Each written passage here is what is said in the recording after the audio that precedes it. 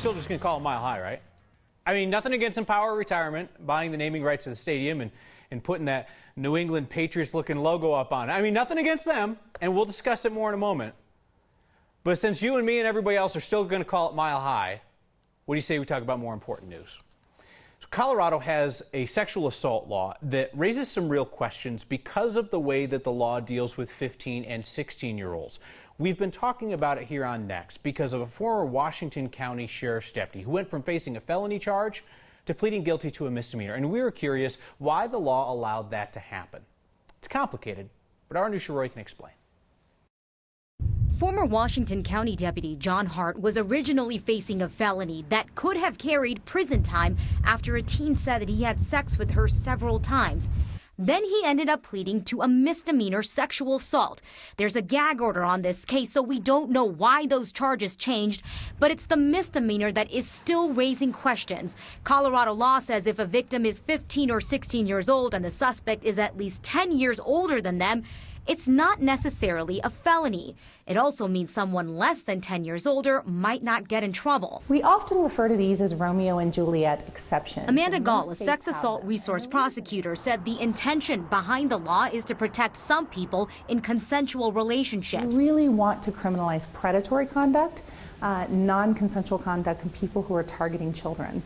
We tend to not want to criminalize close in age consensual relationships. The state treats 15 and 16-year-olds differently because of maturity. Draw that narrow exception where as children get older, when they're of similar age and maturity to someone else, then they do have the capacity to consent. But Gall said that it does raise a good question. In the era of the Me Too movement, I certainly think in recent years we've given a lot more intentional thought to accountability around sexual offenses. As to why lawmakers thought a misdemeanor was fitting and a 10-year age gap was the legal cutoff, sits with legislators who passed this bill decades ago. But a lawmaker in office now, I think it's an interesting thing to bring up for the General Assembly, says it's on her radar. I do think that there is a question of when a young person can consent, when it is a relationship that crosses the line.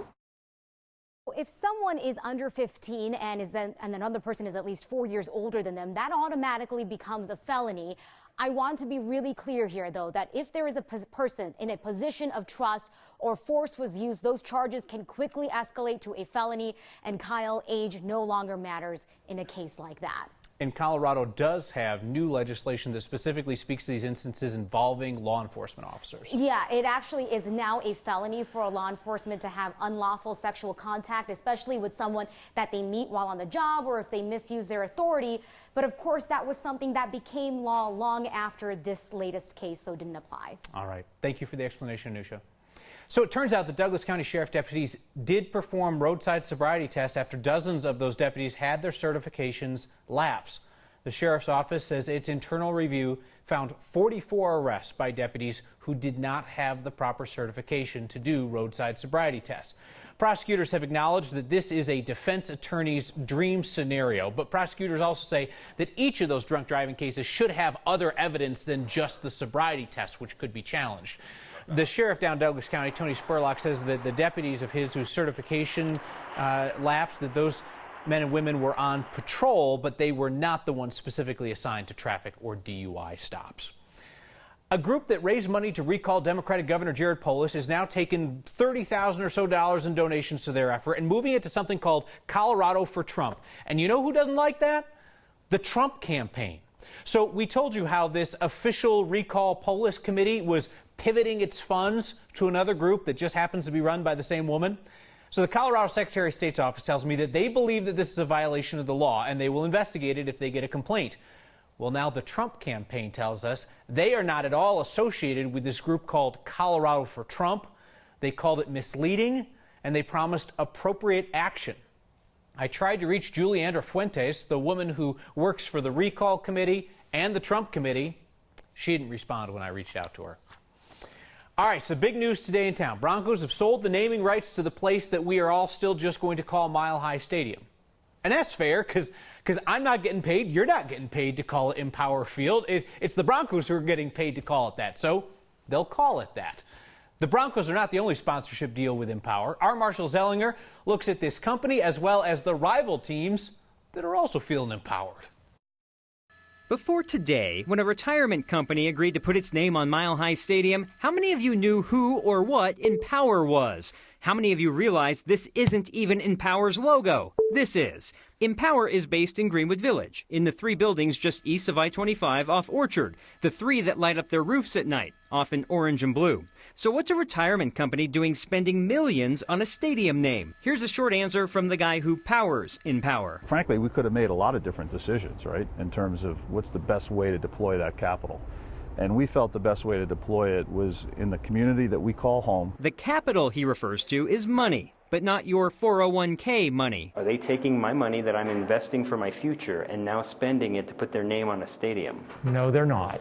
The money that you send through them to your retirement investments is put in a trust. Conrad Cicatello is the director of DU's Ryman School of Finance. He knows Empower and 401ks better than I do. The money that they're using to name the stadium is coming from their revenues, not from the money that you're giving to them to administer for your retirement plan. Cicatello tells me companies like Empower charge administrative and record-keeping fees. That money is what can pay for naming rights, and apparently for sponsorships, like the one Empower currently has and will continue to keep with the Kansas City Chiefs and New England Patriots.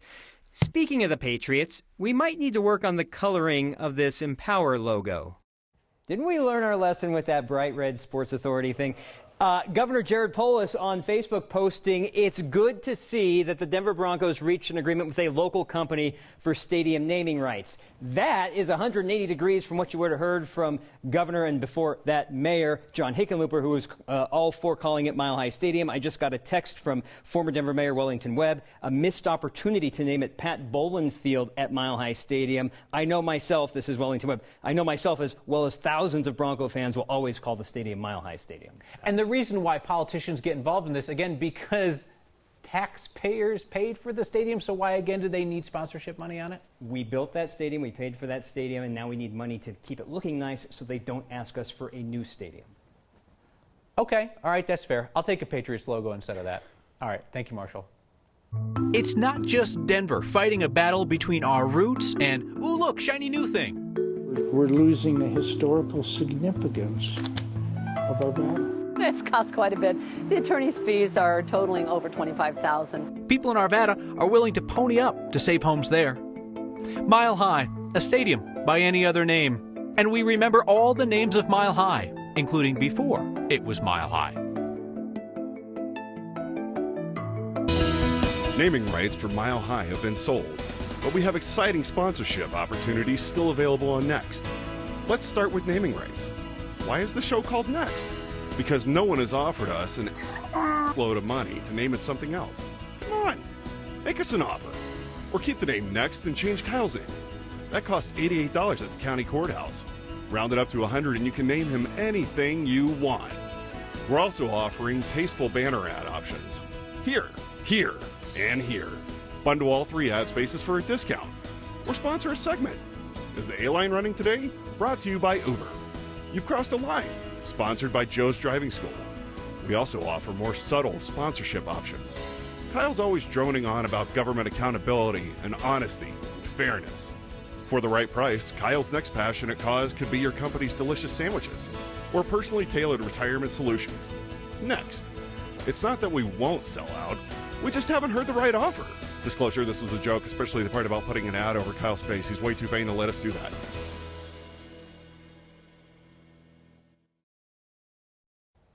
There's finally a resolution to the strange case of the 9/11 conspiracy theorist, best known around Colorado for his juicy peaches. David Cox was on trial on the Western Slope, accused of illegally growing marijuana in his peach orchards. He insisted it was legal hemp, and a jury has found him not guilty. All along, Cox told me that those marijuana charges were in retaliation for his conspiracy views, the stuff that he prints on his boxes of Palisade peaches that are sold to suddenly perplex customers on the Front Range. Now, Cox got off on the drug charges, but he was found guilty of child abuse. Investigators said he had a loaded weapon out where kids could get it. So now prosecutors are already threatening new drug charges against Cox. Prosecution that will likely add to the Palisade Peach guys' persecution complex.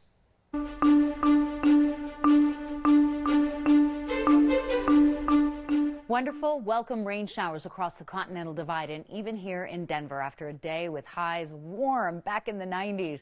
Yes, low 90s in Denver and out of DIA, that is above average, but the trend will be for cooler weather after tomorrow. Thunder showers are coming off the foothills, moving from west to east and dropping southeast along a line that extends from Gunnison, Colorado Springs, and Castle Rock. These storms are not severe, but have heavy rain and a lot of lightning. They'll be gone by 8, 9 o'clock. Skies will clear. We get a sunny start to the day tomorrow. Afternoon storms in the mountains and foothills, but only isolated storms expected here in Denver with temperatures back in the 90s. Cloudy with a chance of showers and thunder early and then clearing, lows in the 60s. Tomorrow's high 93. Isolated storms tomorrow, a better chance of rain from storms, along with a cooling trend for Friday, Saturday, and Sunday. Next weekend looks a whole lot different than this past one. And then beautiful summer weather conditions from Monday, Tuesday, and Wednesday. An update on Dorian, still a Category 2 storm, Kyle, right now off the coast of Charleston, taking aim at Charleston tonight. Kathy, thank you. Imagine taking a new job and then you watch people come in to interview for your job just 8 months later. That's what being in Congress is like. Democratic Congressman Jason Crow now has his first well-known Republican challenger, Steve House, the guy who used to lead the state Republican Party. House talked with our Steve Stager about trying to win back that congressional seat, which was only held by Republicans until Crow came along. Why do you think that the 6th district is winnable by a Republican not named Mike Kaufman? The district itself, and we've done some early polling on the district, identifies itself as 50% moderate, 35% conservative, 15% liberal. So you have this group of 85% on this part of the side that I like, not because I dislike liberals, but you have this 85% group that is persuadable, in my opinion.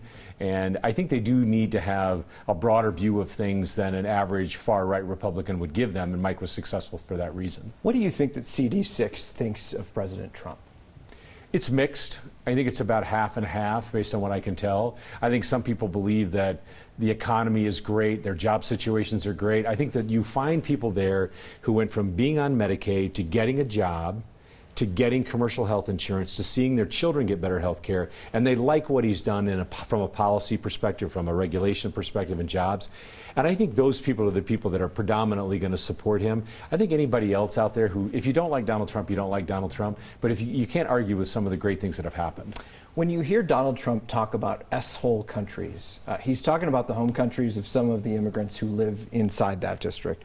Why would those folks vote to put an ally of President Trump in office? I think when they hear what we're talking about from an entrepreneurship point of view, from how we make their towns, communities, and cities better, they're going to be focused on their own lives and what they're doing. What the president says or doesn't say doesn't necessarily affect exactly how they live their lives, and we're going to make that case for them on why they can have a better life. Our full unedited conversation with Steve House includes a discussion about Aurora's for-profit immigration detention center. Congressman Crow has called for those to be put out of business. The full interview with House is on the next YouTube channel. I was away earlier this week to say goodbye to a friend. 12 years is a long time, but not nearly enough time to love and to be loved by a dog. Especially the kind of dog that, if we're lucky, comes along once in a lifetime at the right time. And then they leave. They all will. Porter, it's been a few days since we said goodbye. You were ready. I thought I was too. I was not ready for the quiet. Deafening, hollow quiet. And not just in the predictable places, like when I open the door and don't hear you come running. A walk without the jingle of a leash and a collar. The baby's dropped Cheerios that sit silent and unclaimed on the floor. Porter, everywhere is quiet now. Even the places you'd never been. At work, in traffic, in the middle of a conversation. Maybe quiet is just the sound of a world without you in it. Porter, this is where you would tell me to get it together, to tell people that there are shelters full of dogs like you, waiting to be adopted, waiting to bring joyful noise into someone's life. You would want someone, anyone out there, to hear this and to choose to adopt a shelter dog, to rescue that person from their quiet. Thank you, sweet boy. You filled our lives and our home with the sound of love and friendship. Someday, somewhere, I'll open a door and I'll hear you come running.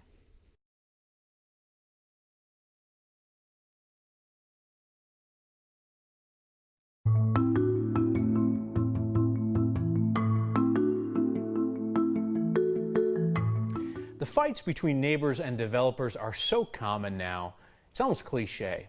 What caught our eye about the argument in Old Town Arvada is that the neighbors have tried to outdevelop the developer, trying to save 2 old homes on Grandview Ave near McElvoy Park. Lori Lizarraga paid him a visit. 50 years in the architectural profession, this just doesn't fit. It's a wonderful piece of architecture. I mean, I love it. I know the guys that did it. It's a great piece. But Jerry Canopin feels strongly that the proposed development doesn't fit in Old Town. And he's not alone. There was a big sign out there that said it was for sale, but we made an offer for the asking price, and it wasn't accepted. Lori Drienka, a longtime Old Town business owner, takes this fight as seriously as Jerry. we're losing the historical significance of Arvada. These two are in the ring against a local developer's proposal, a 14-unit condo with 2 retail shops. It's a great building. It's a great mixed-use building. Just doesn't fit here.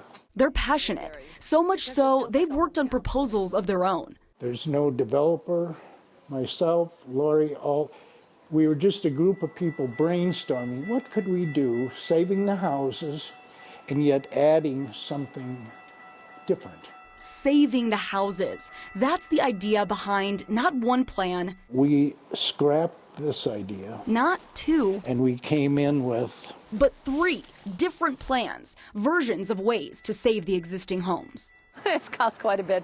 The attorney's fees are totaling over $25,000. Money, time, and energy spent to take an appeal to the city, putting a halt on the condo project, at least for now. The historical aspects in that of Old Town should remain, yeah. For Next, with photojournalist Tom Cole, I'm Lori Lizarraga. The deadline to appeal the condo development was August 30th, and the city got 1 appeal. Guess who? Issue goes to the Planning Commission in October, and until then, no go on the condos. All right, can you name every name for Mile High, the stadium in that area, from the current one, the new one today? Can you name them all the way back to the first one? Remember, the first stadium there was not for football. That look back and your feedback next. Mile High has had 5 names over 50 years. So Empower Field is the new name that absolutely no one will use. James McFall was the first person to email me during the commercial break with the correct name of the first stadium there. Before Mile High, it was Bears Stadium. The crack of the bat echoed in place of the crunch of pads. Starting in 1948, it was the minor league home of the Denver Bears. 11 years later, that stadium was expanded and sold to the city for the Broncos to use. In 1968, it officially became Mile High Stadium. The new place was built in 2001 and called Invesco Field. A decade later, 2011, Sports Authority bought the rights. They went belly up within 5 years. The Broncos bought the rights and the control that comes with that, so they put up the placeholder name Broncos Stadium at Mile High. Now that is history too. Jana writes in with appreciation for Anusha Roy's piece tonight. Thank you for showing the very weak laws in Colorado. Tyler Spurlock would like to see our naming rights go to Casa Bonita. And I would like to say thank you for all of your kind words. See you next time.